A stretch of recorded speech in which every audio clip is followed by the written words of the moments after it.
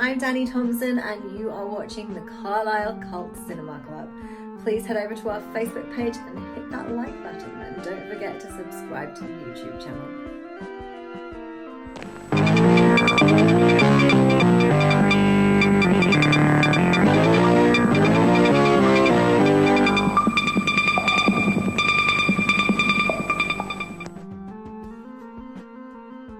Good evening, ladies and gentlemen, and it's me, PD, back with another Carlisle Cult Cinema Club Presents.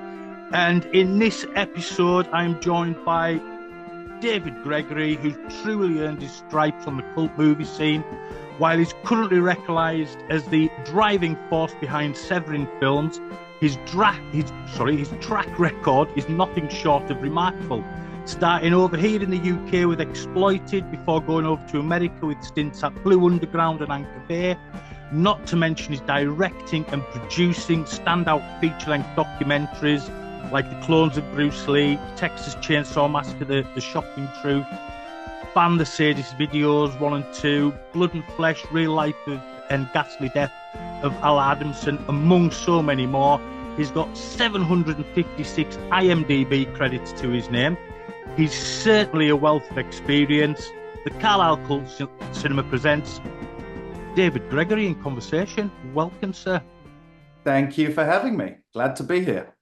And it's an absolute pleasure having you here. Because I know, like myself, you're a big VHS fan.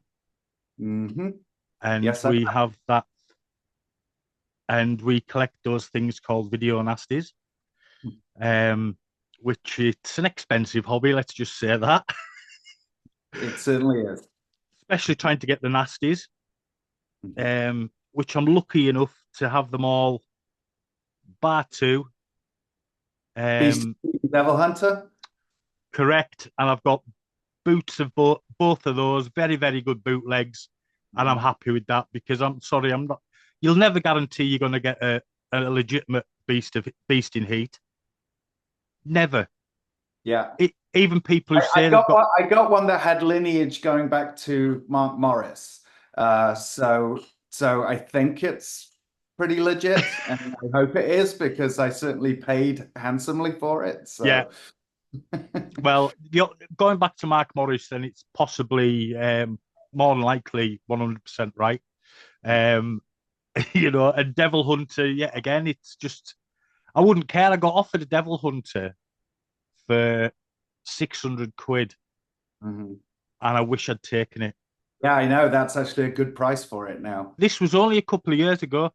Yeah. I got mine a couple of years ago as well. That was one that I didn't get back in the 80s. Yeah. I had a load back in the 80s, a lot of the guns. And then when Carlisle flooded in 2005, I lost a lot. Oh my God, that's absolutely gutting. I can't imagine.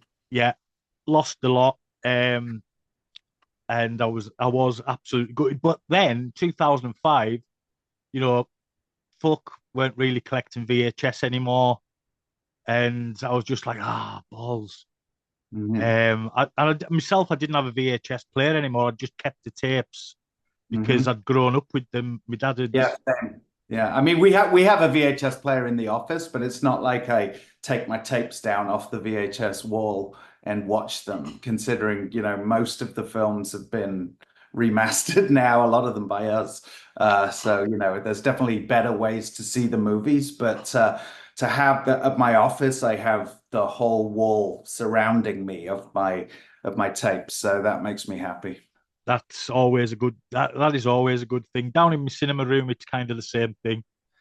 I'm surrounded by my tapes, and we're just redecorating it at the moment. Well, I say we, it's me. My wife is. She's redecorating it for us at the moment, and we're going to put a video nasties display up. Yeah. So I've got a few nice little. That's what it needs. They're museum display items. That's it. 100. You're 100% correct. They're great. So right, let's get into the main bones of the interview because we will be discussing the nasties again, quite soon as well.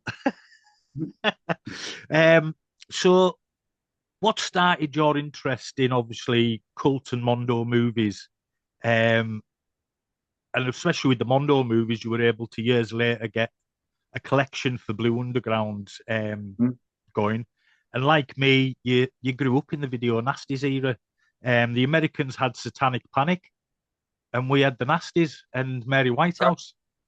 That's right. And really what I didn't realize then was I spent so much energy and anger and determination when all that stuff was taken away from us in the early 80s that it actually set my path for the rest of my career, which I didn't realize at the time, but it was something that I was obsessed with back then, and obsessed in a way that I was determined. I was sure that the government and the media and Mary Whitehouse and the church were involved as well.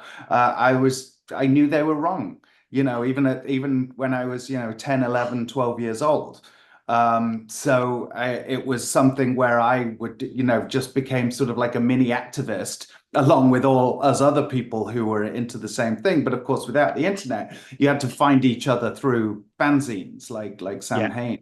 And so you would write letters to each other, and you'd find that there were other kindred spirits who were trading tapes and either copies, second, third generation copies from originals, or actually trading the original tapes. That was, and Carl, who was my partner in Severin, he was at school with me, and we both did that. So that was kind of the early days of our distributing these films and collecting these films, was dates all the way back to that. And it was just I was absolutely obsessed with, and you could say I'm still obsessed with it today, just in a different way. Hey, I know exactly where you're coming from, because I was exactly the same. Dad got a VHS player, early 80s. I got to see all the Nasties because we didn't have any censorship back then in households. We did. Well, we actually did. I mean, that was the thing, is that most of the distributors were still gun shy, so they were still releasing the X-rated version, the BBFC version of a lot of these films. There are exceptions, of course, but for them, like Zombie Flesh Eaters Uncut, and certain films which just never went through the BBFC, but a lot of the Nasties were actually cut, and they were But I mean, censorship, as in our parents didn't censor us. Right. Well, my mum, absolutely. My mum and Carl's parents were quite diligent about not letting us watch this, because of course we were only 11 and 12 years old, and you might say that that's probably not right to be watching Bloody Moon and the like at that age, but to us, that was what we were determined to see. And with the help of, video shop owners who were lenient, shall we say, that's how we were able to actually get our hands on this stuff. And so we had a video pretty early on, as many people in England did, mostly thanks to the royal wedding of Charles and Diana. Like everybody bought a VCR at that point. So, like many people, going to the video shop in the early 80s was just this utter mecca, because before that I was already a massive horror fan, having got like the Dennis Gifford and Alan Frank books and House of Hammer magazine, and watching Hammer on TV, and going to see things like The Monster Club and King Kong 1976 when they were the only horror films that I was old enough to see. But I was absolutely obsessed from a very young age. So when the video era came in, it was just like this whole Aladdin's cave that was cruelly taken away from us a couple of years later. Oh, completely. I mean, like yourself, I'm a little bit younger, and I was just mesmerized. My dad just let us watch whatever I wanted. In fact, he'd get me up to watch the horror films. And like you, King Kong was one of my first I ever saw on the cinema, the King Kong 76. And it got to the point where Hammer House of Horror, the television show Hammer House of Horror, was another. Yeah. Just Children of the Full Moon. However, yeah. Still. Yeah. But yeah, and they used to, it got to the point where I was that clued up. My dad would take me to the video shop, specifically so you wouldn't re-rent the same films. Yeah. You know what I mean? Because obviously some of them had alternate covers. Yes, they did.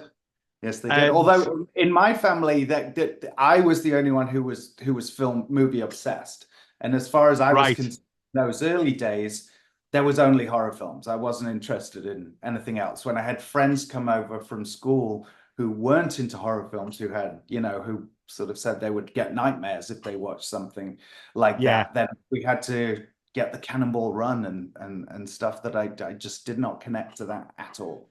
I mean, no, I, I can remember one of my birthdays, and my dad had got a pirate copy of Fox and Hound, which we watched. Yeah, yeah. Then straight afterwards, we put on Mad Max 2.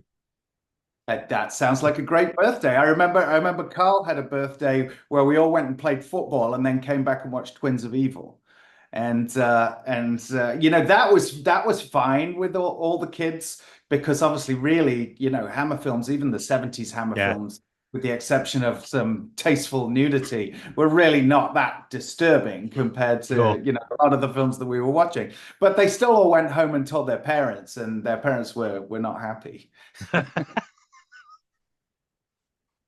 Oh, that's brilliant. I mean, yeah, a few years after the whole Nasties thing, we used to get days where someone would say, "Oh, can somebody bring in a film to watch?" Blah blah blah, and I told them I had a documentary on South American tribes, Yeah.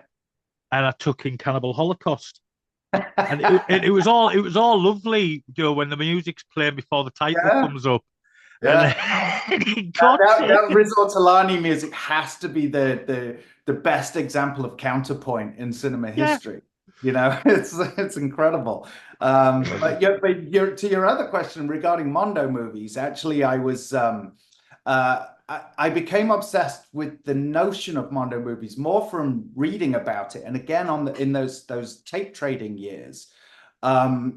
People would say, "Oh, I've got the most disturbing thing," and it would be Addio Ultimo Umo or Shocking Africa or things like that. And I remember getting them and watching them with a mate of mine, and we'd be like, it was really just not an entertaining viewing experience at all. No, You were certainly seeing stuff that you wouldn't see anywhere else, and that very kind true. of thing was never available. On video. Even Faces of Death was very heavily cut in the UK, Yeah. where it wasn't, elsewhere, and it was kind of much more of a rite of passage here in the US when people saw Faces of Death. It wasn't handed around the schoolyard the way that it was here in the US. But I became fascinated by the Mondo films going back from that. After seeing a couple of those films, I'm like, who were these films for? Why were they made? Yeah. And then when I started to learn about Yekapeti and Prosperi, it might have been in Psychotronic magazine or something like that, where I was like, oh, there were these guys who actually created a genre. And then when I saw Africa Addio, I think that was the first one that I saw of theirs. I was, rather than again, not a pleasant viewing experience and not a film that I wanted to revisit, but I was just amazed that these guys were actually getting this footage. And as never forget about the context for a second about how they actually decided to put it into a movie. It was just the fact that they were flying into war-torn Africa and shooting this footage. Yeah. Was fascinating to me. And so then finding out about, even Mondo Carne back then, traveling and getting that kind of footage was extremely, now it's all over travel channels and things like that, so you can't actually get away with saying, isn't it weird how these people live? It's like, because it was weird to the Italians or to Westerners in general, but it was so having that probing eye with a camera was generally pretty xenophobic and a bit racist the way that they presented it. But again, they were doing something that nobody else was doing at that time. And so, and the fact that it was a massive worldwide success was also fascinating. And then, of course, I found out about, I think it was probably from the Deep Red Horror Handbook, where Jacopetti and Prosperi Jacopetti got like arrested and possibly sent to the firing squad, and all these kinds of colorful stories around the making of Africa Addio. I wanted to make a documentary about them, which I did with The Godfathers of Mondo, which is kind of how the Mondo Cane collection ended up becoming a collection. Because initially, Lustig was only going to do Mondo Cane and I think Africa Addio. But then once we started getting into the Jacopetti Prosperi world, he's like, well, I better do them all, and we did the sort of, it was then, it wasn't even comprehensive then because we never got Mondo Candido, their last film, but it was about as comprehensive a box set of its time as there ever was back then. That was like a major, and that's also kind of probably you could directly put the lineage of the crazy box sets we do now back to that Mondo Cane set. And it was all because I wanted to do a documentary about them. It wasn't because I wanted to see the movies restored, Yeah, you'd already seen most of them and you were like, I don't really want to watch these again, but... Right, two versions of this film? Fucking hell, I don't know if I can... Oh, brilliant. So before Severin and Blue Underground, you started Exploited here in the UK with your friend as you just mentioned before, school friend Carl Draft, where you released some cracking cult movies like Axe, My Sweet Satan, and Deranged. So how did Exploited come about then? Well, so all three of those are examples of why Exploited ultimately didn't work, because all three of those had to be cut by the BBFC. And the whole idea was, in my mind, again, I was convinced that if times hadn't changed at that point from the Nasty era, it was time that they changed. And I thought that I could make a case with James Furman, who was the then head of the BBFC, that these films aren't dangerous, and these still with that mindset that I had from my pre-teens, basically, that these films are not dangerous. These films should not be censored, and we're now at a time where films are being shown in widescreen, on 4:3 TVs, but they would be letterboxed. And so my whole thing was that we wanted to do, a boutique label. It wasn't called a boutique label back then, but that's what it's come to be. Of like releasing sort of rare and what we consider important genre films on tape in their proper aspect ratio, even with extras at the end of the movies. We would put interviews from time to time. And so I had actually, because I would go around Nottingham with Carl trying to find video shops that had Nasties in their back room. That's how we made our collections. I ended up at this very small distributor in Nottingham called VPN, run by a guy called Andrew Clark.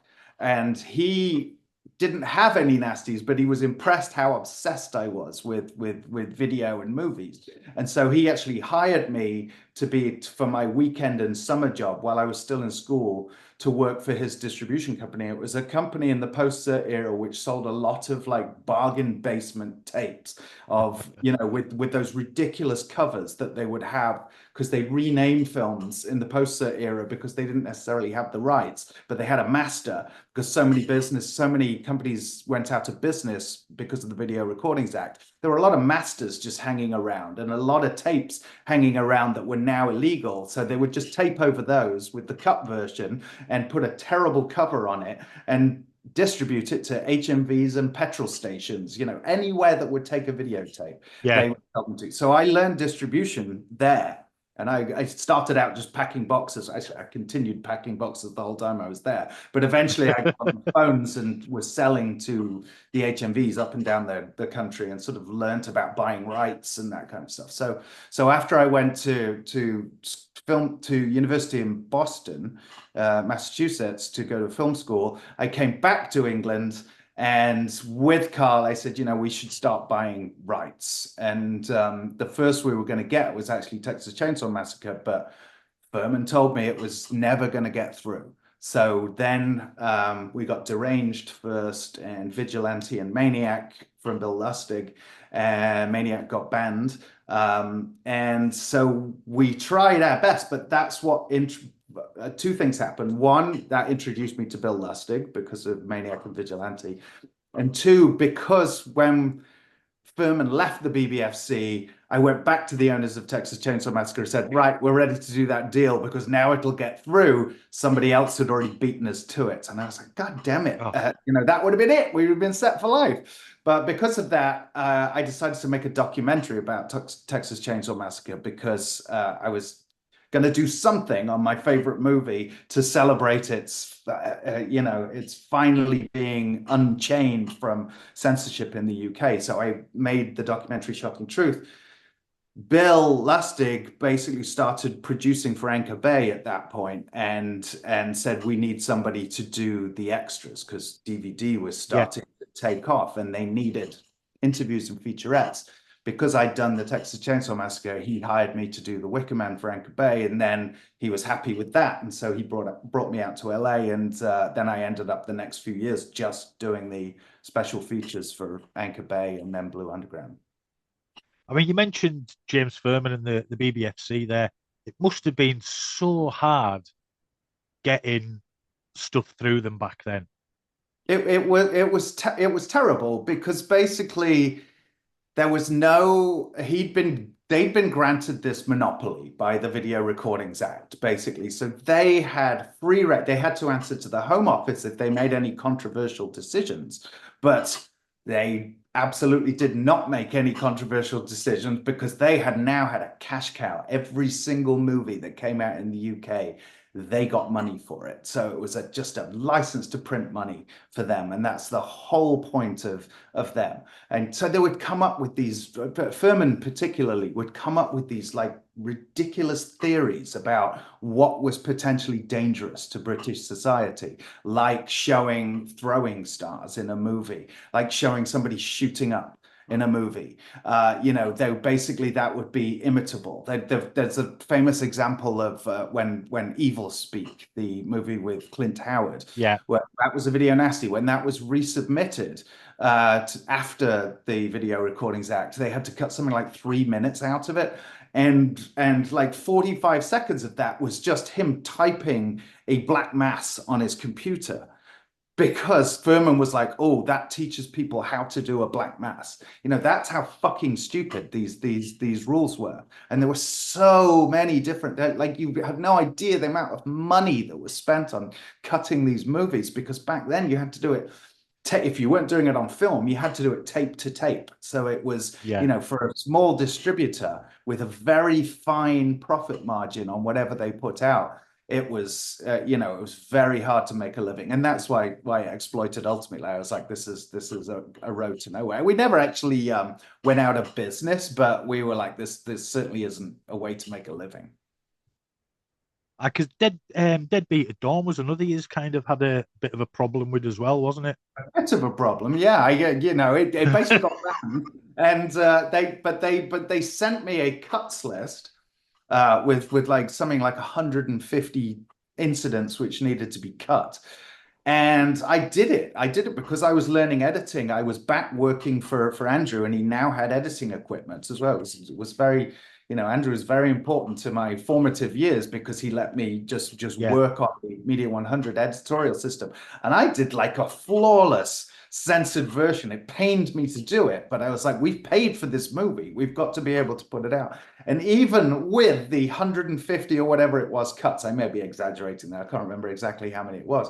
But even with those cuts, I submitted it back to him, and they still said, nah, it's still too dirty of a movie, And you could tell they had this elitism about the kind of cinema which should be allowed in the UK. They really resented, low budget regional filmmaking.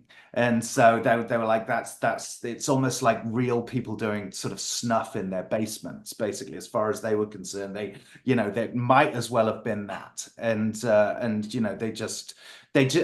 you couldn't actually get Furman on the phone to discuss this, because once he there was a couple of times I actually got him on the phone, but you couldn't actually get him to respond in writing And he would always use the excuse he can't give special treatment to certain films and certain distributors, although he did with Spielberg, and he would, you know, be hypocritically basically say, well, that's different because that's going to be seen by millions of people, you know. But the fact is, we had to pay exactly the same as Paramount or whoever it was had to pay for censoring films. But he would never put anything in writing because you could absolutely expose just how absurd they were. And you know, so they were a very secretive outfit because, of course, everything they said and did was complete and utter bullshit made inside 3 Soho Square. You know, they just completely contradicted themselves. They completely came up with cod psychology about what's dangerous to certain people, and teenage girls wouldn't be able to handle The Exorcist, you know, that kind of thing. So it sucked. But you know, I eventually, on Deadbeat at Dawn, I eventually got him on the phone because I had gone to such effort to actually match their demands that Furman actually gave me 2 minutes of his time and was like, you know, the editing's very good. It was like he was like a film school teacher patting me on the head. You did a really good editing, but the film is still too dangerous, you know. And I'm like, well, I had this whole argument ready to take the stand, you know, in a court of law and tell him that, you know, but what about Goodfellas, for example? You talk about what's imitable and what people, or Scarface, you know, you see lots of people who absolutely idolize the gangsters in these movies. And he came back and said, you know, that's not the same situation at all. You know, and it's just like he basically just said, I disagree. So there was no actual debate until we took them to court over Last House on the Left, because when we finally did Last House on the Left, they actually were going to pass it. And so rather than take that as a win, I was like, well, cutting this 30 seconds out of it makes absolutely no difference to the power of the movie. And so we decided to challenge them in court. The problem with the BBFC court is you can't actually take it to real court because it's England and they have a bunch of rules set in place where basically you can only take them to BBFC court, which is people selected by the BBFC. So basically you're making your case to a bunch of them going, yeah, you know, that might work in a court of law, but here we make the decisions, so no. And then they punished us as well, basically, for taking them to court. They punished us and said, well, now we've had a chance to think about it. Now you need to cut 45 seconds. So as a result, we sold Last House on the Left to Anchor Bay UK, actually for a massive profit. So it worked out in the end, but still, it was a very frustrating, but it definitely showed. You know, that was the time where I was like, okay, I need to move out of the country permanently because this is just absolute bullshit. God, so it was basically the anarchic system of the BBFC that made you move to America. That's absolutely. And it goes back to those early 80s days where I'm like, this is wrong. And when I'd go on holiday overseas, like with my family, we'd go to France or whatever for a summer holiday. But the fact that I could see these films in the cinema, you know, at 14 years old or whatever, was just like, it's just across the channel. You know, what's so different here? You know, why? And again, Furman would always say in public announcements that we have a very different society in England. And what he meant was that he was afraid of poor people. You know? He was afraid of poor people. And what they would get up to if they saw the wrong images. I mean, I used to have the argument with people back in the kind of late 80s and the 90s, you know, when, you know, I'd say some of my favorite films are the video Nasties, and they were like, but they cause this and they cause that. I says, they don't. Yeah. I says, they don't at all. A lot of research was done on this, and they could never get any definitive. Like the BBFC paid public money to try and find, you know, the results that they wanted, and they didn't. So they basically, you know, the BBFC actually did, and the government actually did cheat quite a lot and they lied quite a lot about the, you know, that whole thing about 4 in 10 children or whatever it was has seen a video now. And we showed that in Ban the Sadist videos, that the guy who actually did, it was a church guy. It was some kind of, fuck, I don't even know what his title was, but he was a church-related person who came up with this. And basically they cheated on the results. They basically went to children and said, have you seen, this film? And they said, oh yeah, that's a good one, And so this other guy decided to do a control test. And he went to the children and said, have you seen Blood on the Tooth of a Vampire?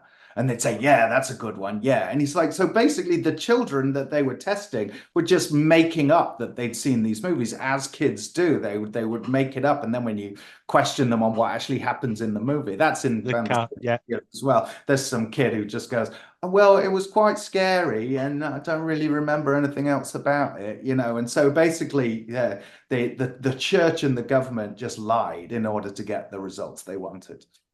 yeah. I mean, I was the only kid who'd seen the video Nasties in my class and the school that I can remember. Yeah. You know what I mean? There was nobody, because I'd say, I've seen this, this, and this. And they were like, what's these? Yeah, yeah. No, I mean, we had kids mainly because me and Carl kind of foisted the films on them. But we had kids who'd seen like Night of the Bloody Apes or whatever, and they just thought it was funny, because it is. Yeah, it is. Yeah, and they loved the fact that there was tits in it. That was more exciting to them and more kind of whoa than the fact that there was this cheap 1969 gore in it. I mean, I watched the full 72 last year. Did you? Yeah, went right through from it, the A's right through to the Z's. Yeah. And I must have lost about 10 hours of my life on the bad ones. The likes of Which Cannibal. would you consider the bad ones? Because recently we did a survey. I had like 15 experts, mainly English people or British people, I should say, basically picked the full 72, like they're in, and put it in order. And so we actually did we did the results of it, and I was very disappointed that the likes of Cannibal Terror came down so low, because I find Cannibal Terror an absolute hoot. Devil Hunter, so low down. What are you talking about? Devil Hunter's great fun. Well, I mean, they're all great fun, but some of them, I mean, Cannibal Terror, for instance, I mean, it's a good laugh and all the rest of it, but Yes. you kind of, say with Devil Hunter, Yeah, it's got some hilarious dialogue. And some of the scenes, you just kind of go, why in hell was this banned? right, exactly. But so now, of course, I've interviewed the directors of both of those movies, and even been to the locations of them, and once you learn that they basically were like, right, you've got to shoot in that park over there in Spain and make it look like the jungle. Yeah. And you've got 3 days. I mean, of course, that's what you're going to get at the end of it. So it's pretty funny. I mean, Cannibal Terror in particular is a ludicrous film, but an absolute hoot, if you ask me. I mean, just seeing the guys with Elvis Presley sideburns actually ooga boogering on the with the most terrible makeup. It's like, what? How did they get away with actually releasing this as a real film? But now you're like, well, that's exploitation for you. That's low budget, super low budget filmmaking. They were still shooting on 35, so it's not like it's zero budget, but they had to the means that they had to their disposal were pretty minimal. Oh yeah, 100%. So after you kind of stint at Anchor Bay and after Exploited, you moved to Anchor Bay and Blue Underground. Yeah. Doing the documentaries and extra material. And what was your favourite production you did for kind of Anchor Bay or Blue Underground? What was your? Well, I have to say that it was kind of a dream come true at that point. Like, I couldn't think of a better thing for me to be doing in life at that age than traveling around and interviewing the filmmakers behind all of these movies. And of course, Bill was the one who was choosing a lot of these movies, and so a lot of them were European, horror movies. And so I was going to interview Dario Argento and Jess Franco and all these people associated with these fantastic movies that I've loved for years. So all of it was great, honestly, because I love these movies. I love to Well, that's travel. it. I love making documentaries. So basically, it couldn't have been better. But I think the other gift that Bill Lustig gave to all of us, but to me in particular, was that he was in charge of kind of green lighting the extras. So basically, I could pitch something to him, and more often than not, he would say, "Yeah, go for it." And so there were certain ones that, like for example, The Godfathers of Mondo, which probably didn't was not a good business decision to actually release that box set, but he saw my passion for the story and the fact that this story needs telling and now can no longer be told. So he said, go for it. But I think the one like the Joe Spinell story, for example, Yeah. was to go on Maniac. So of course he was going to get behind that, but that was where I really got like a long leash to go as deep as I wanted to in the story. It wasn't just a making of Maniac. And that was actually Bill's idea. He was like, we've already done a commentary. We've said everything that needs to be said. Why not do something on Joe? And then when I started like going right back to the beginning and talking to his sister and then to people who were involved in films with him in the 70s, Jason Miller and people like that, then all of a sudden it became, a proper biographical documentary. So I think that was the first one that I did as an extra, which I would call a documentary as opposed to a featurette, where, now it's kind of rough around the edges, but at the time it seemed like we were doing something that was above and beyond what your typical featurette was. I guess we've done the same with The Wicker Man with a multi-person, and that's why actually Bill decided to bring me over to the US. He's like, okay, you've gone a lot further into this than we've done on any of the extras before. Yeah. Actually made something that's kind of like a standalone documentary. So that's why he was like, okay, now these are the films coming up. Start finding people to interview. And there were frustrations, like certain ones, like the Paul Bartel documentary. I thought I'd be able to get much more people to talk about Paul Bartel because he just died. But the film we were putting it on was Lust in the Dust, I think, and people were just like, I don't really want to talk about if it's just going to go on that. So I got Roger Corman, I got John Landis, I got I got some good people in there, but I thought it could be a good biographical documentary, which I wouldn't end up making until the Joe Spinell story. Oh, that was a shame that that didn't work out for you with the right people. Then obviously moving on, you started Severin with your first releases, Gwendolyn and Felicity. How did all that come about? How was when was I'm gonna start up my own label with some friends and well, Bill was getting more and more frustrated that the business was not what it used to be in sort of the early 2000s. The peak was sort of 1999 to about 2003, I guess. Yeah. And so where DVDs were everywhere and everyone was collecting them. But then, people just started to lose interest. They ran out of shelf space. The average person stopped having a film library in the same way that they had a music library. It's because they realized that they're then probably only going to watch these films once, and that's that, to the average person. Yeah. Anyway, so the business was going down, but there more and more labels were popping up. Many of them formed by people who used to work for Bill, and so the landscape was getting very crowded. But the writing was on the wall that Bill did not want the office and the employees that he had. He couldn't keep that up with the way the business was going. So I was still working with Carl. I was still doing extras with Carl for other companies like Anchor Bay UK and Warner and MGM and some other clients that we did extras for. And he was keen for us for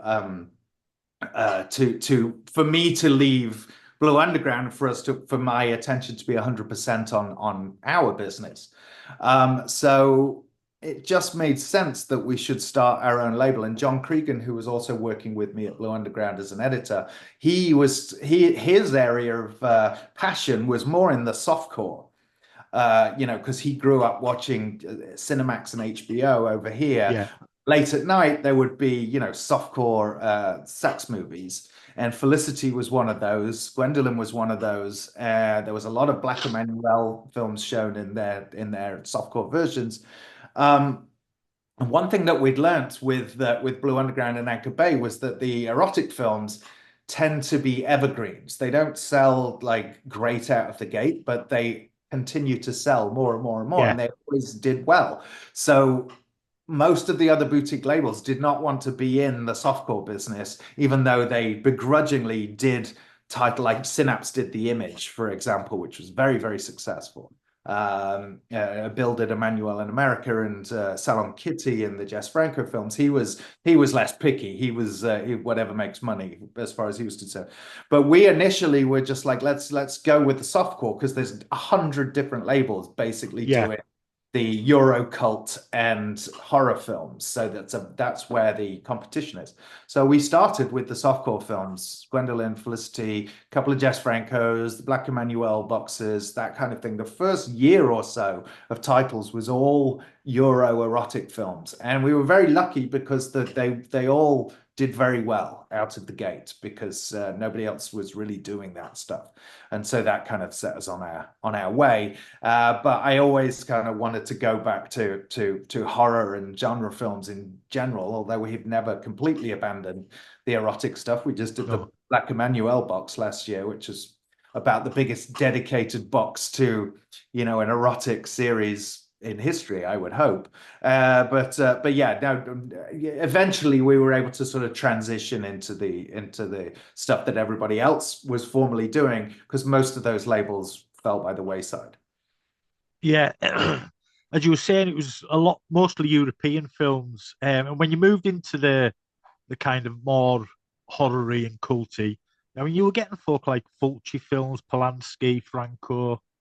You started putting out some absolute, was it easy to get the rights for them films as well? Yes, because we were picking titles that nobody else would touch. Like the Franco films that we were doing were not the Vampiros Lesbos and Faceless and what you might call the bigger, more familiar Franco films. But as was evidenced by Eugenie and Justine at Blue Underground, even though people hadn't heard of the films, they were still popular. Now those films are fucking huge movies compared to the films that we did, because we went in with the films from his Golden Films period, which are extremely cheap movies shot by him and Lena and a bunch of friends at an abandoned hotel at a seaside resort with lots and lots of nudity and weirdness, Macumba Sexual, Manchester Living Dead, that kind of stuff. But the good thing was that these films were beautifully shot, and the negatives had not been touched since the films were made, because they barely were even released back then, and some of them weren't released at all. But they were released in the S-rated cinemas in Spain, of which there was many back then. But negatives were pristine, and these were beautiful 235 shot movies. So again, they did really well. What we found was that the audience was just as adventurous as we wanted to be in the films that we were selecting. They were like, oh, it's a Jess Franco film. Never heard of it, but let's give it a try. And many people found that they didn't like Jess Franco, but many more people found that, once they got a taste of Jess Franco, they couldn't get enough. So we're still doing that kind of thing. The Fulci films, though, were not the, Zombie and the Beyond. They were, the eroticist and the psychic, and one on top of the other. So they were, definitely B and C titles in Fulcidom. The Polanski title, the Polanski title is What, which was definitely until his latest film, definitely the film that the least people knew of or wanted to see. But again, it was an erotic comedy, so it did pretty well. As you say, sex always sells, doesn't it? Sex and horror always sells. Sex and horror always sells. Yeah, that's it. That's what we grew up on. It's brilliant. And I know you've interviewed a lot of people for extra material. Who's been your favourite, and who's been a little bit of a nightmare? Well, I always say, well, she's gone now, so I can probably say it. But Raquel Welch was very difficult. Right. She was not an easy person to interview. Little intimidating and not very pleasant. Ah, But favorite people, I don't know. There's rarely been bad interviews. yeah. There's somewhere people don't really remember the film that well, or because they're too old, or just they're not really particularly talkers. But that doesn't mean it was an unpleasant experience. It's just a bit of a downer when you realize that you not got as much material as you were hoping. Yeah. But I mean, I always enjoyed interviewing Jess because we became quite friendly over time, and it was always he always was full of stories, and it was always amazing to me that he could have so much detail remembered when he only spent a limited amount of time on these films, and he was making them several at the same time often, and sometimes never even saw the finished film, never wasn't even involved in the post-production sometimes. So the fact that he was able to remember all this stuff was amazing, and he was also pretty unfiltered with his opinions, and while I don't think he was always 100% honest. He the stuff he made up was colorful, so it didn't really matter.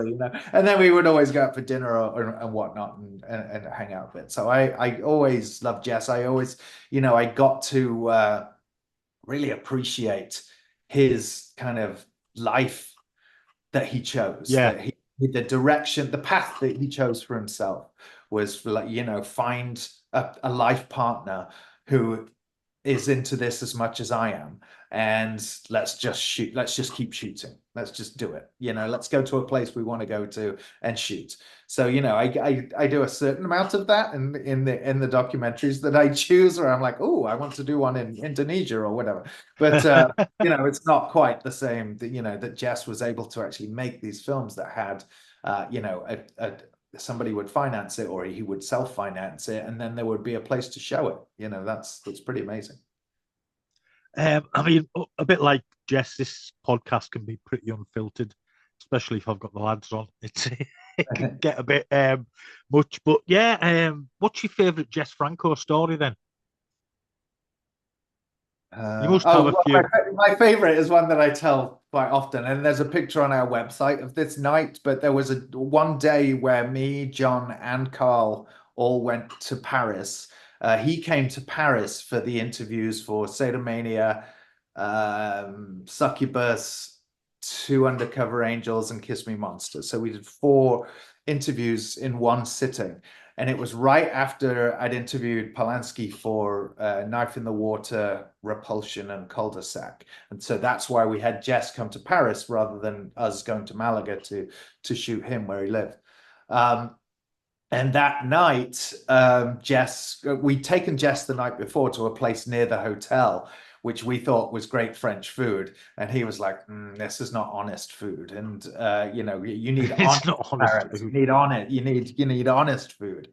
And so he took us to this place that was just this you could still smoke in Paris back then. It was very, very smoky. And the menu was on a small chalkboard that they would basically bring to the table with 3 items on it. And the 3 items were chicken, rabbit, and pigeon.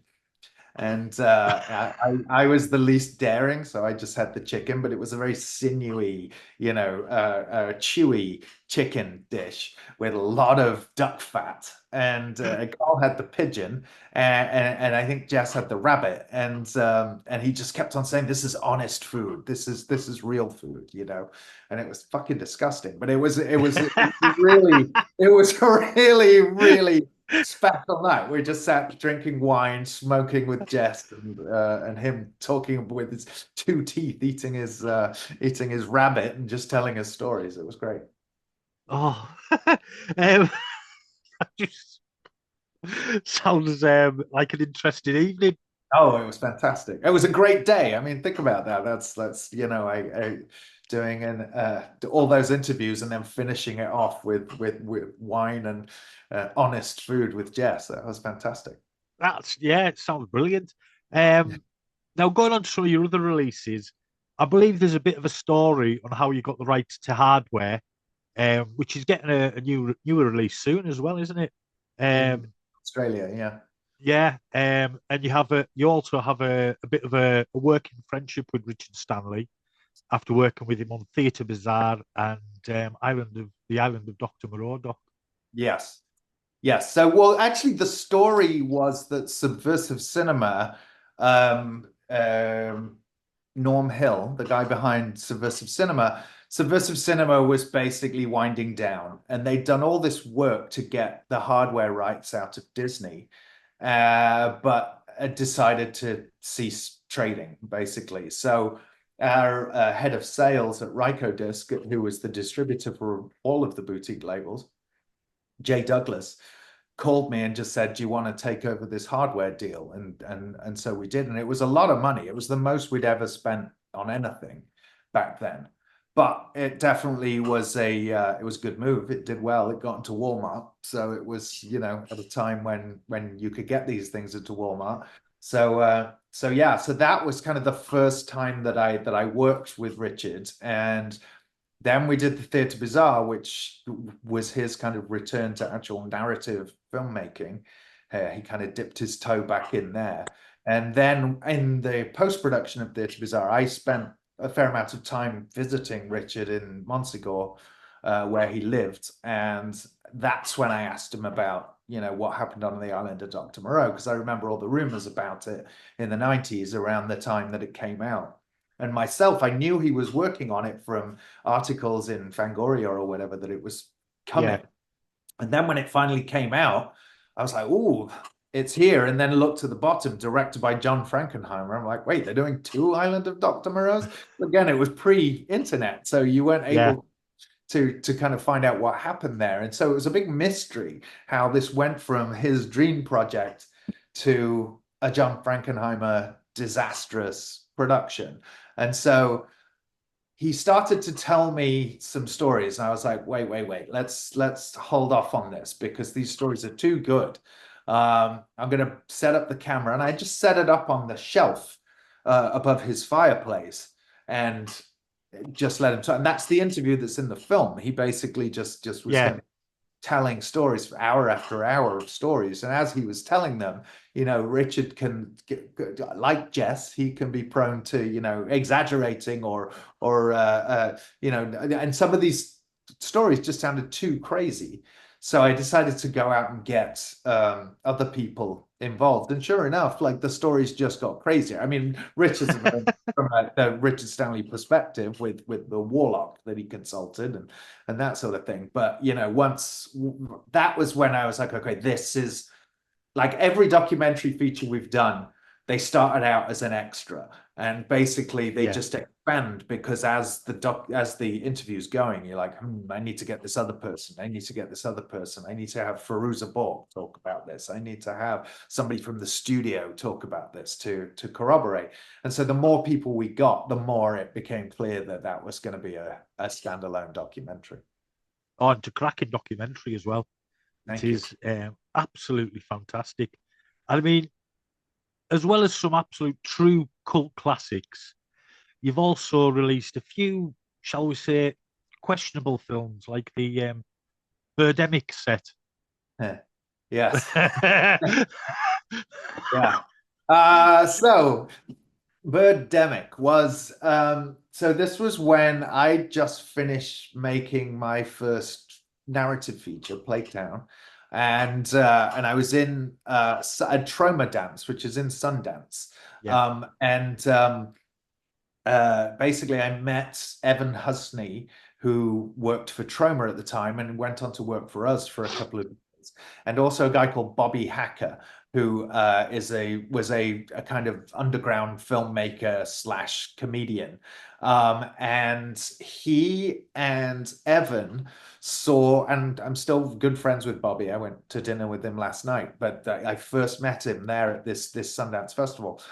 And they told us in a bar one night that there'd been this van going up and down the street in Sundance, up and down the main street, which is not very long. So he's basically doing a circuit with like screeching noises coming out of the van and blood on the van and a little Sharpie felt tip sign saying Bidemic. He'd spelt it wrong. It was called Bidemic, but the film was called Birdemic. And so, and then there were flyers around with the poster, which is on the cover of the Blu-ray. It was like his original poster. Why did the eagles and vultures attacked? And so it was like, what the fuck? This guy is like, can't even, spell his own film title or get the grammar right in his tagline. Bobby went to see this film, the world premiere of this film, and it was downstairs in a bar because the guy couldn't afford to rent a movie theater. So it was downstairs in a bar where a band was playing afterwards, and he just showed it on a screen in the bar. And I think there were 5 people there, and Bobby was one of maybe 3 that was left at the end. And the guy gets up at the end to do a Q&A for this movie in front of 3 people who stayed for the whole thing. And asking questions like, so anybody got any idea which films inspired my movie? And so everyone's like, 3 of them were like looking at you, well, the birds. And he's like, that's one of them. Any else? And everyone's like, nope, I can't think of another one. And he's like, Vertigo, and they're like, I didn't see much Vertigo in this, but okay. Anyway, Bob came to the bar afterwards, just howling with like red in the face, just like he couldn't shut up telling us about this experience he just had watching Birdemic. And so we ended up getting a copy of Birdemic off the director, and me, Carl, and John watched it in my apartment here. And sure enough, it was like jaw-dropping what the decisions that this filmmaker made. Now, as someone who has made his own films, I'm a little more cautious than maybe Carl and Evan were about laughing at somebody's efforts, because you're always going to get people who say your film's shit, and so that's it's not pleasant, but that's just the nature of what we do. It's a public it's what you want people to watch your movie, so you're going to have people who hate your movie, and sometimes more often than not, right? But the difference here was that I couldn't say that I hated the movie, because it was so enjoyable in the way that people like Plan 9 from Outer Space, and Plan 9 from Outer Space is not a bad movie, but I would not call it the worst movie ever made. I wouldn't. I put it on quite frequently because it's a very entertaining film. It's a delirious movie with some great images, and some very questionable choices, but a lot of those, a lot of the best worst movies, for want of a better term, are ones which really aim for the stars, and they just do not have the means to make the movie they want to make. Yeah. This was the case with Birdemic as well. And so anyway, we ended up picking up because Evan Evan really was the champion of this film. He was younger than us, but he took it and ran with it. He got us a world premiere. Tim and Eric, the comedians, posted it. It was packed at the Silent Movie Theatre, and it brought the house down, and it just ended up getting James Wynn, the director, onto like major television talk shows and all this. It just took off and had a life of its own. And I have to say, some of those screenings were really, really enjoyable. Like a lot of people came along to experience Birdemic. But it's not like The Room or Plan 9 from Outer Space, where it's continued as part of the zeitgeist. Birdemic was very much a time and place. So when he went away and made Birdemic 2, because it went to his head that he was now a very successful. I was going to say, you're to blame that we got sequels. Yeah, exactly. So basically, his delusion blame, because he thought that it was, and he actually convinced somebody to give him like what I would say is a proper budget for Birdemic 2. Then he came back to us for Birdemic 3, because that was not a good experience for him, and said he could do Birdemic 3 for something like 20 grand. And we were like, well, it's not going to lose if we do it for that. So fuck it, we'll do it. Which was a terrible terrible idea, because basically, you know, once you go back to something like that, it's never, you can't have lightning in a bottle twice, or whatever the saying is. No, you can't. You definitely can't. You can't. So anyway, Pandemic 3 was like, it's you know, again, it's a ludicrous movie, but it's not the all-time delirious experience that Pandemic 1 is. Yeah, yeah. You got to release one of my all-time favorite Nasties, Night of the Demon, Yeah. which is absolutely brilliant. I never thought I'd see that on the quality that it is. I thought the VHS quality is going to be the best we get.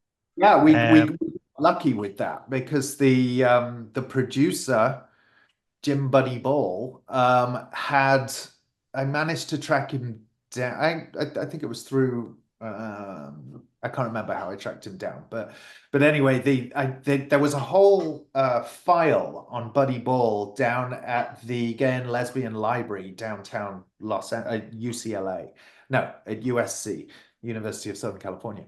And so I went there, and it was a lot of stuff not related to Night of the Demon, but there was a whole file for Night of the Demon. And I think it was from that I was able to get his phone number. But they had makeup tests and stuff like that. There's certain early posters that we put in the disc. But Buddy Ball's still around, you know, quite elderly at this point. But he didn't. Other people had been in touch with him, and he didn't think that he had a film print of Night of the Demon. So, because it never got a theatrical release, so it wasn't oh, like what film collectors would have the film in their collections. So, but what he found was that he had that print that Ivor Film Services used for yes. the release in the UK. So it still had the Ivor Film Services label on it from when they returned it after mastering, telecineing it for that UK Video Nasty release. So that print, and he wouldn't let me take it away until we actually had a deal for the movie. So I had to bring like a rewind bench to his house and a magnifying glass to make Just sure, check the print. yeah, to check that it was in good enough condition. And it was. It had hardly been played. It was a little faded. That's the problem. So it had turned pink, but not so much that we couldn't pull the color out of it. So with color correction, we were able to make a good enough master. And like you, I'm a big fan of the movie, so we ended up doing tons of extras for the film, and doing whatever we could to find people who actually worked on this crazy Bigfoot movie they made in the early I 80s. got the It's bizarre that they called it Night of the Demon. I mean, there's a classic movie called Night of the Demon. yeah, So that's it. and the fact that they thought, hey, here's a title, let's use that, you know. I mean, I got the statuette and everything. It's just Yeah. superb. It Yeah. had to be done, you know what I mean? It was Did have to well, be done. I mean, at that point, we got to a point where we wanted to start actually buying some of these films outright, and I think we've bought something like 9 of the Nasties, 72. We've bought all nice. right in perpetuity. So basically, that our collecting of tapes has ended up extending to collecting of the rights, you know. Brilliant. I mean, you need to get Fight for Your Life. So Fight for Your Life is a problem. Actually, the one with the biggest problems is Unhinged. Yeah, And we did buy Unhinged, but we're still on the hunt for a film print, and it's not looking good, unfortunately. right. But Fight for Your Life is similar. I mean, there are a couple of film prints of Fight for Your Life that we know of, but they're not in good condition, and there's the owner is also kind of holding out, signing a deal in the hope that a better element shows up so that he can actually, you know, ask for more money. Because at this point, so much restoration would have to be done to yield a not very good result that there's not that much money in it for him. No, I'm looking forward to the Twemlow box set. Yes. So that also has come with all kinds of problems, just because there's very few masters, and they were mostly shot on video. Actually, all of them that we're doing were shot on video, but even the video masters don't exist, and so we've had to scour the globe with the help of Mark Morris because Mark Morris and Jake West from Nucleus Films have been very involved in this as well. As you probably know, Jake did the documentary, The Union Man, and we're getting there. We're nearly there. So basically, it's and some of them are better than others in terms of the. What's weird is something like The Eye of Satan, which was a film which had some production value. I wouldn't say a lot, but it had some production value. How did they not make a release of this film? And that film never came out anywhere, and they went to all the trouble of making it and actually finishing it. But the only versions that exist are either very low quality or they have a time code burnt into them. So we've had to really do some jiggery pokery in order to make the best possible presentable master. I own the GBH. You use the VHS version from Gavin Miller. There you go. All right. I think we did like 5 of them in order to do that, because we actually also got a 1-inch master of GBH. But funnily enough, 3/4-inch masters are actually worse than commercially released tapes in terms of the way they deteriorate over time. So all the reds start to bleed out. So you basically have what looks like something from early color on the 60s BBC or something like that. Whereas the actual commercially released tapes of GBH, the color hasn't bled at all. So they're actually better. Yeah, well, I bought the tape off Gav, and he went, "I've got to send this to Mark Morris because it's going to be used. Possibly the quality's good enough." And I went, "All right, yeah, that's fine by me. Just let them use it. Just let them use it." And then Mark sent it back to me. Yeah, no, that's great, and it's a beautiful tape. I mean, my God, I remember seeing that in the video shop, and that's probably the entire impetus for this box set, was seeing that GBH cover in the video shop. Like, what the fuck is this? Yes, it just looked insane, didn't it? But yeah, I'm very pleased to own that copy that was used. Nice. So yeah, it's an absolute pleasure. Thank you for your service. No, you're very welcome. You're more than welcome. As I say, Gavin, I would buy it off Gavin. He went, "I've just got to send it to Mark Morris first." I went, "Fine. If it's going for a good uses, that's fine by me." And it was a shame you never got to use going back to Night of the Demon, sorry. It's a shame you couldn't find the missing footage. Do you know the stuff that was on the German DVD? I do not know about this. What is this? There's just a couple of little bits on an old German DVD. I can't remember who released it, and it's got German subtitles on it. Interesting. And for the life of me, I can't remember who released it, but it's got a couple of little bits of extra footage in, and I can't even remember what the extra footage is. That's the first I've heard of that. But who knows if the technology improves? Because the only thing that exists is that 35mm print. Which is not good enough for a UHD. But if scanning and color correction technology improves, which it likely will, then one day maybe we'll do a UHD. But that would be nice. Not good enough for that. So maybe we can revisit. I mean, is there a film that you would love to put out, but can't find any elements for, or that the people who own the original elements are playing a bit hardball with you? There's several. I mean, we have a whole list of stuff where we're scouring the globe, as we always say, for a print. Unhinged is one of them.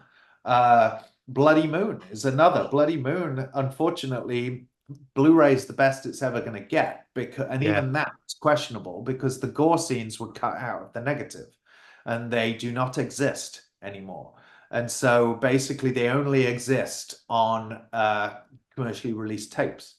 And so while that worked for the DVD, I'd say we barely got away with it for the Blu-ray. Like if you really need to be forgiving on the Blu-ray with those gore scenes because they were taken from the tape. But UHD, it would never work. So basically, unless we can find, as we did on the last horror film, for example, recently, because that also had exactly the same situation where they cut the gore out of the negative. And it looked like that was going to be a lost film too, in terms of it being able to be upgraded the Intervision tape. but we found a print in the Cinémathèque Française because it was one of the only countries where it was released theatrically, if not the only country where it was released theatrically. So we were able to actually scan that stuff, and because it was in the Cinémathèque Française, it had been kept in good condition. So that is fine.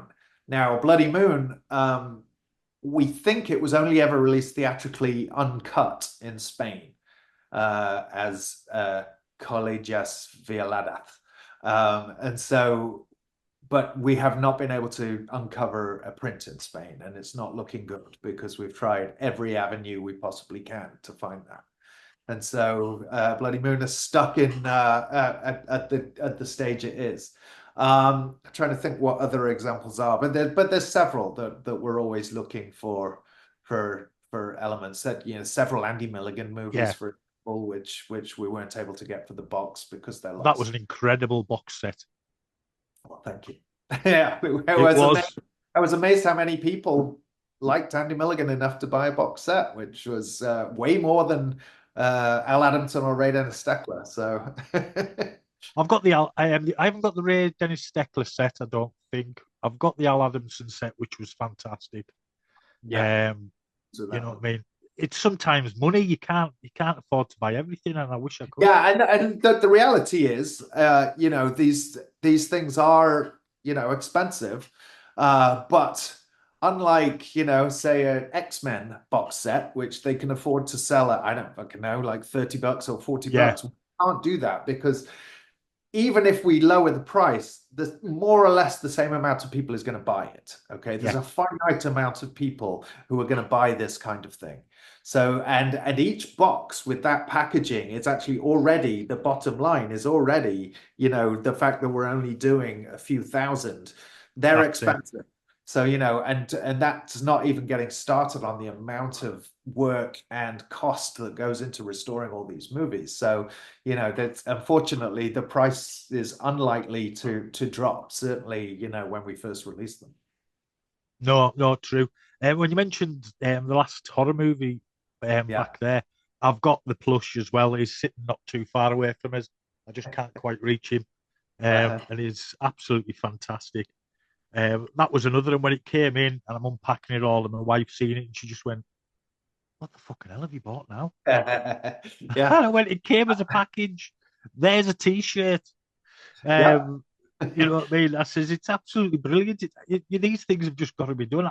There's a few I've missed out on, which I was gutted about. I missed out on the Anthro plush. I wish I'd got that to go with my Nasties thing because it's just brilliant. That's a beauty. The Simple Dwarf doll is a beauty, but I don't think we're going to be going down the plush route anymore because the Joe Spinell one took an inordinate amount of design and extra work on the part of the company that was making it in order to make it look, you know, enough like Joe Spinell as that character. And it's great. I'm looking at him, and it's fantastic. It's so well made. It is. It's so well made. But it ended up taking months longer to get. That's right. Yeah. At the end of the day, it was like, oh my God, we've got to hold up all these orders for the fucking plush doll. You know, when it arrived, it's like, okay, it was worth it. But those weeks of waiting, and everyone's like, where's my order? It's like, you know, it's not. It doesn't seem worth it then. No, I must admit, I wasn't one who twined. I understand these things take time to get it right. Most people do. It's funny. Most people are like, okay, get to it when you can. But you know, it's the very vocal minority that you're like, oh shit, we look like terrible, like a terrible company, you know. Not at all. Not at all. So where am I at? I've lost where I'm at now. Oh, there we go. So what can we see coming in the future? And is there any new releases you can tell us about that have not been announced yet? Any surprises for Black Friday? Now, this will be coming out way after Black Friday, so you're okay. Coming out after Black Friday? Well, then the rest of the Black Friday announcements, so there's another Jess Franco called The Thong Girls, which has never been out before. There's Lamberto Bava's Mask of Satan, which is a remake of Black Sunday. Which has never been out on disc before. Antiviral, the Brandon Cronenberg film, we're doing. And then a few more upgrades like Night Train Murders, Video Nasty, Last Lovely Cannibal film. World, and what else? I think we've announced all the others. Yeah, and that's it for the rest of the year. So, you can expect the Twemlow box hopefully in the first quarter of 25. And a 4K of Threads. We're doing a whole new documentary Ooh. about Threads based in Sheffield. It's like the shoot in Sheffield. There's a couple of guys in Sheffield who have been working on this documentary. They found the guy who had who was the traffic warden with the bandages Right, on. yeah. Found him in Scotland. He was an actual traffic warden. So they're doing a real deep dive into the making of Threads. And there's more Danza Macabre sets coming. The Gothic sets that we've been doing. There's another volume of Christopher Lee. Oh, excellent. What else? Yeah, and a few sort of relatively newer films that we've partnered with Shudder to actually do some of their content, because they don't do discs. So No. Antiviral is the first, but there'll be others that are kind of along those lines. More Argento, more Fulci, it's more of the same basically. But it's a mixture of like upgrading discs that needed to be upgraded and like a Yeah. ton of stuff that's not been out before. So, it's a mixture.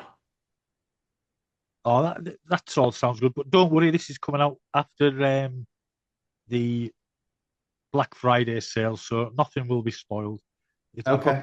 Neil Marshall's out this coming Friday. Then I think you're the week after, or is it Craig Conway the week after? Something like that. Anyways, Yeah. but Yeah. you're all right there. Don't worry, I won't put it out anywhere near Black Friday. Yeah.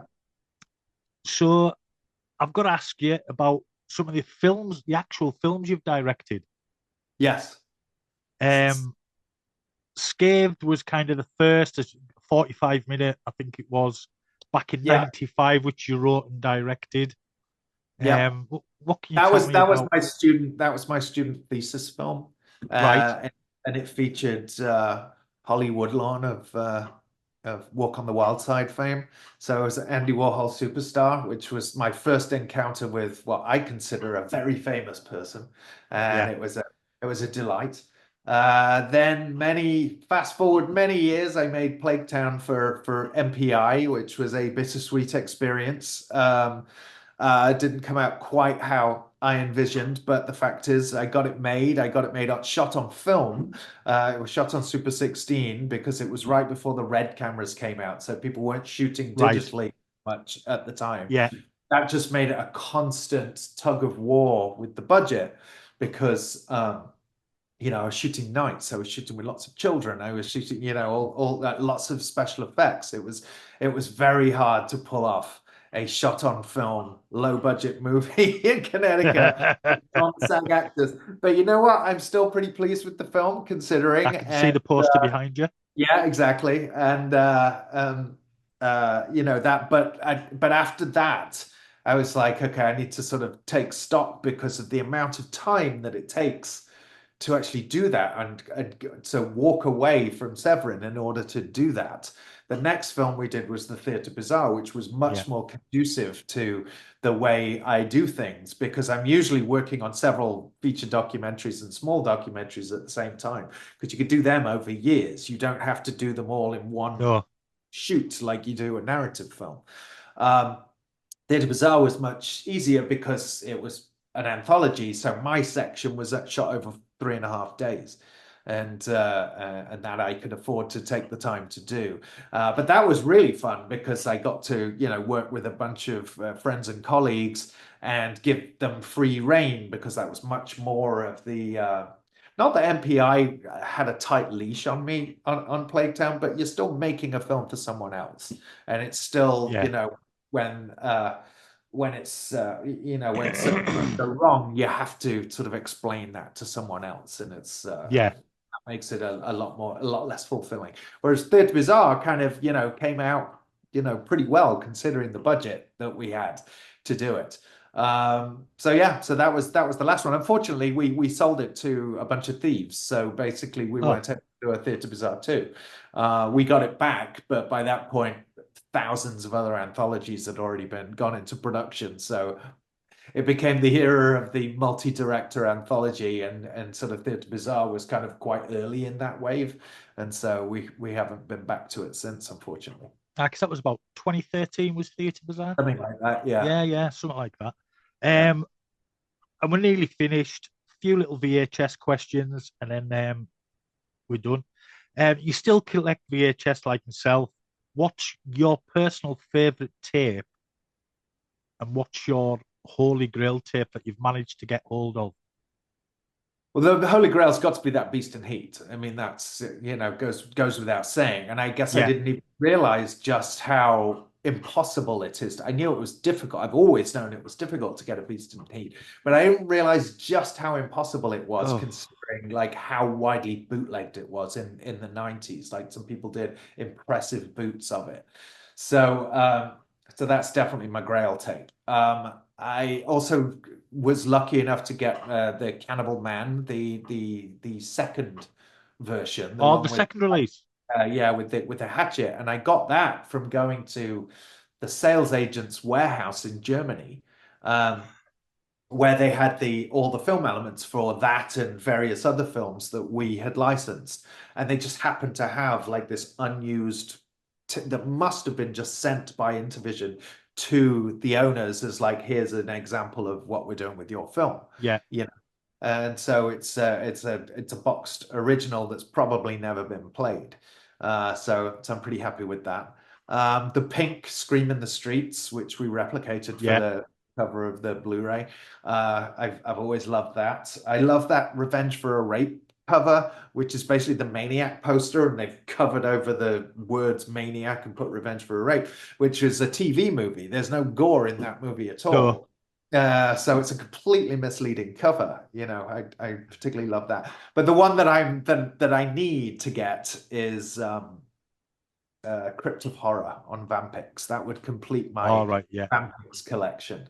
That's my most wanted tape. But I love collecting Mountain and Rainbow tapes just because I love those covers. I used to go into Portland Films on Shaftesbury Avenue when I was a kid and just like marvel at, like, I haven't even heard of these films, and they're just ridiculously painted artwork, which is, it's good What artwork, but it's like very different from one of cover. my favorite tapes is a mountain release. It's the Yeah, Dracula, Sovereign of the Damned, or Tomb of Dracula.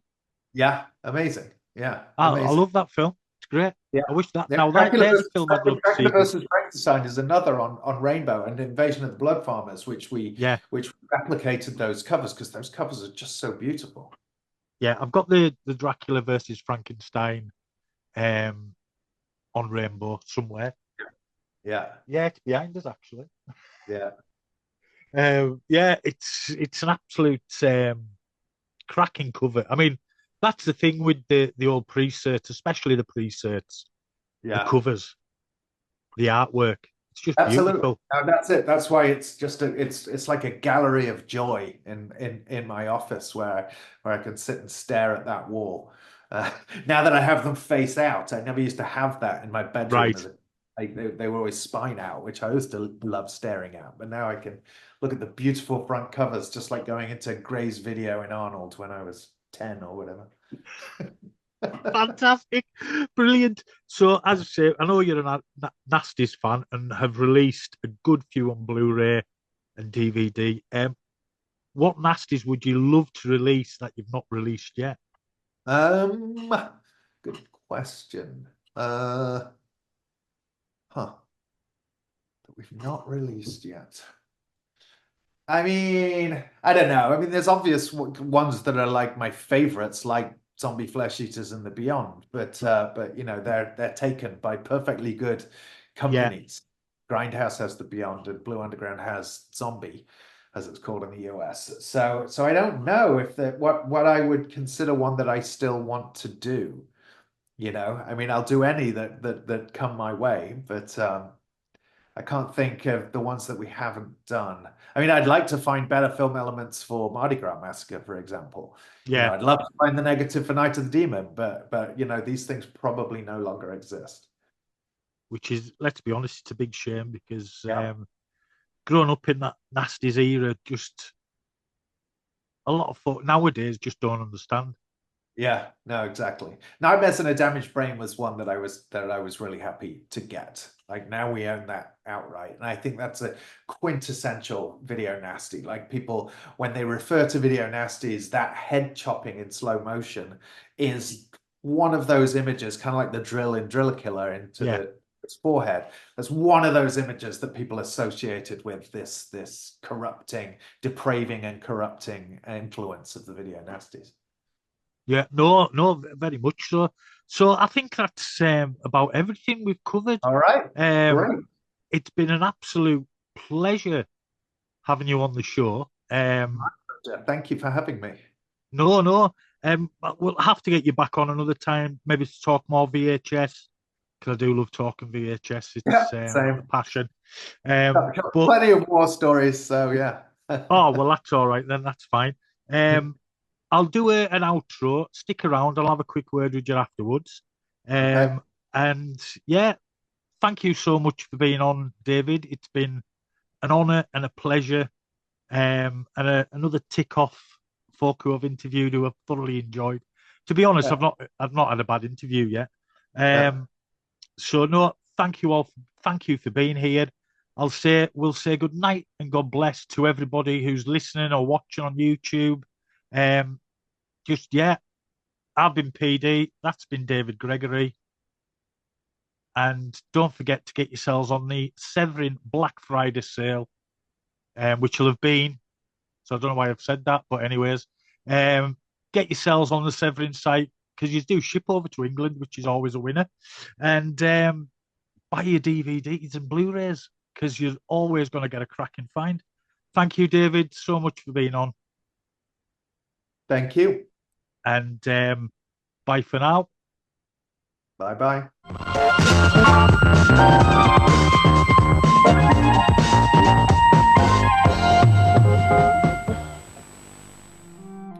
Hi, I'm Steve Kostansky, director of Frankie Frico, Psycho Gorman, and co-director of The Void, here to tell you to check out the Carlisle Cult Cinema Club.